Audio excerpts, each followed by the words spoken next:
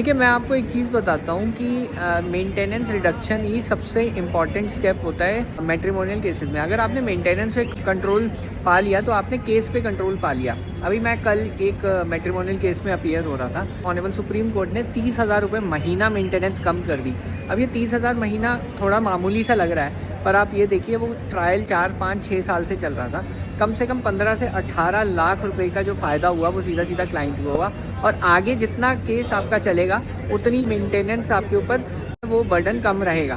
तो हमेशा अगर आपके पास फाइनेंशियल कंट्रोल है, मतलब केस का पूरा कंट्रोल आपके पास हो जाएगा। ये चीज़ का ध्यान रखिए। तो मेंटेनेंस को कम रखना एक बहुत ज़्यादा इम्पॉर्टेंट एस्पेक्ट है, और ये जो कोशिश है आपकी ट्रायल कोर्ट से ही शुरू हो जानी चाहिए, क्योंकि हायर कोर्ट में मेंटेनेंस कम करना बहुत मुश्किल हो जाता है। इस केस में हमने दिखाया कि वाइफ ने अपनी इनकम कंसील की थी और उसके जो भी डॉक्यूमेंट्स थे वो हमने कोर्ट के सामने रख दिए थे, जिसकी वजह से लाभ मिला। बट हर केस में ऐसा नहीं होता, हर एक केस के फैक्ट्स अलग अलग होते हैं। तो ज़रूरी नहीं है कि आपके केस में भी सेम फैक्ट्स लगे।